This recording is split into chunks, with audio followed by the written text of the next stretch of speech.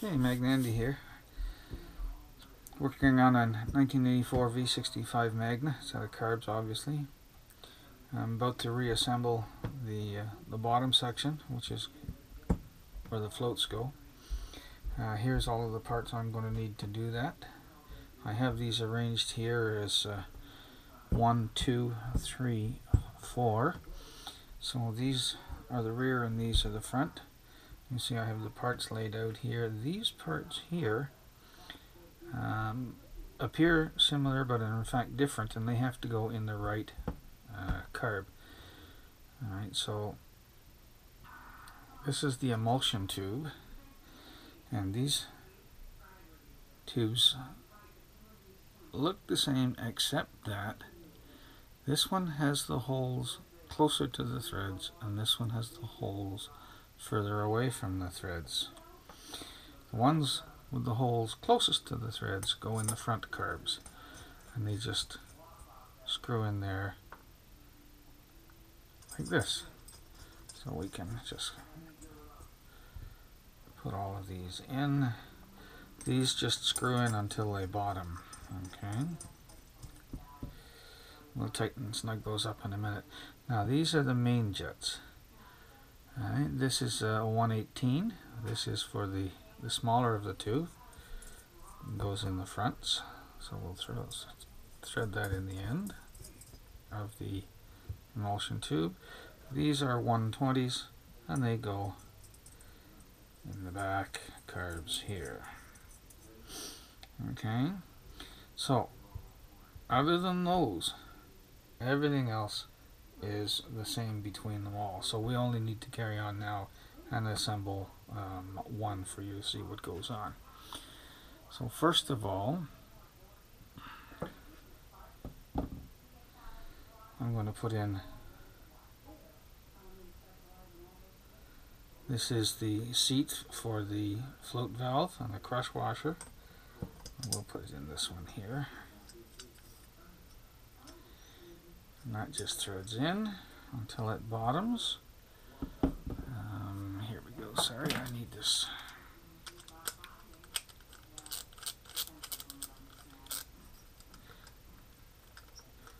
And just snug that down. Okay, good. This one is actually for tightening, pardon me. Here we go. This is a number 7, is for tightening.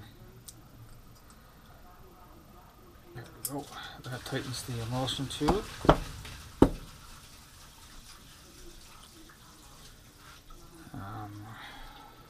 Here's my screwdriver. This is actually one of the screwdrivers off the bikes. Just give that a little snug in there. Okay. Next, we're going to install the number 38 slow jet, and it goes in right beside here. Just a matter of screwing that in.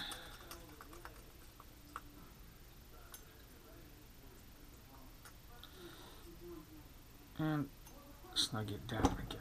Okay. Alright, so there we are. We're going to take now a float, the float pivot, and the float valve itself. Now, these float valves, I have already examined the tip here and made sure that it's in good condition. I have also checked to make sure that the little tit on the other end moves freely against its spring. This gets put on so that it hangs from there, and then we can just drop that down in there, slide our float pivot in here,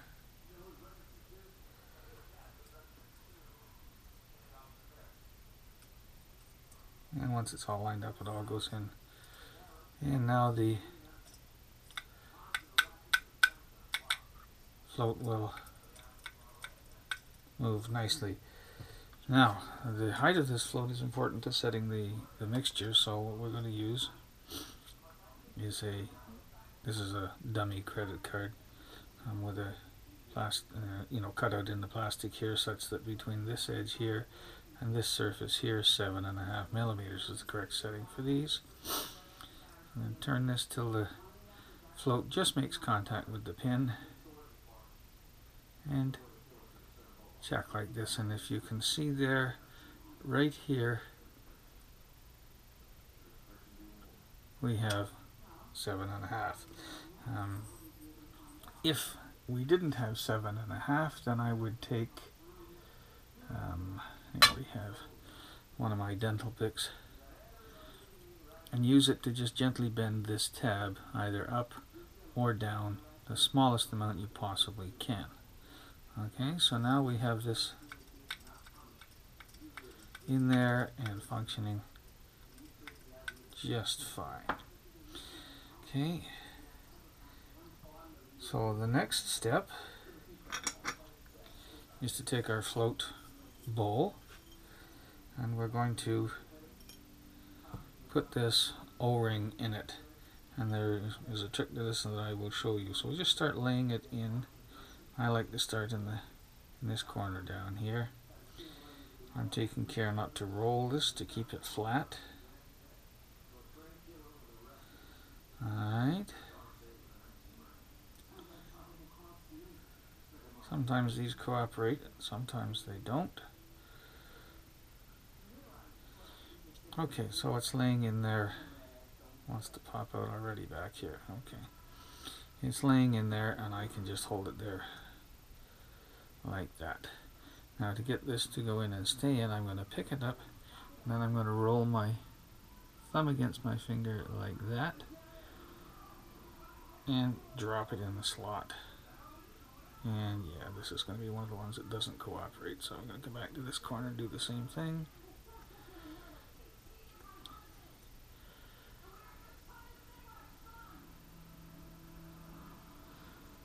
Okay, there, staying in there now. Okay, so now I'm going to put this on here, and then I'm just going to check and make sure,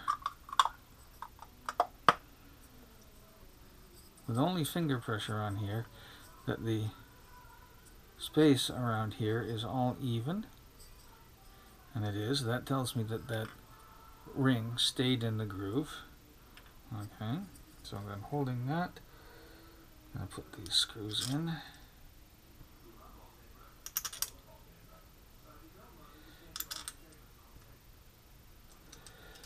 Okay, I have another screwdriver off the bikes. This is one of those JIS Phillips, and I'm just going to run these screws down.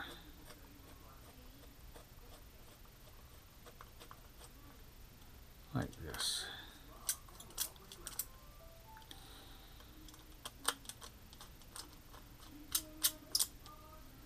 Okay, give them a bit of snug.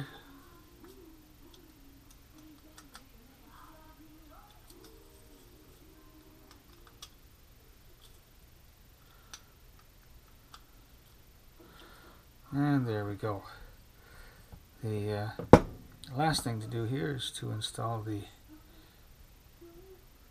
drain screw and the small O-ring that goes on there. So just take that and put it over here.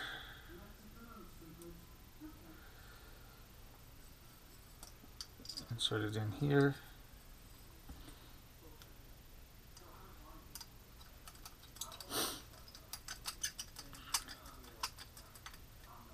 And just snug it down.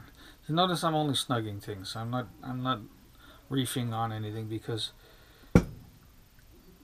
on these jets it is possible to in fact break the sides, the ends off of these, and it's just absolutely not necessary to apply that much force. Just a good snugging action. Okay, so now all that's left for me to do is to repeat that 3 more times. Again, these are all common components. We dealt with the special components initially. Alright, anyway, I'll carry on and do that, and we'll see you again for some more assembly. Thanks for listening.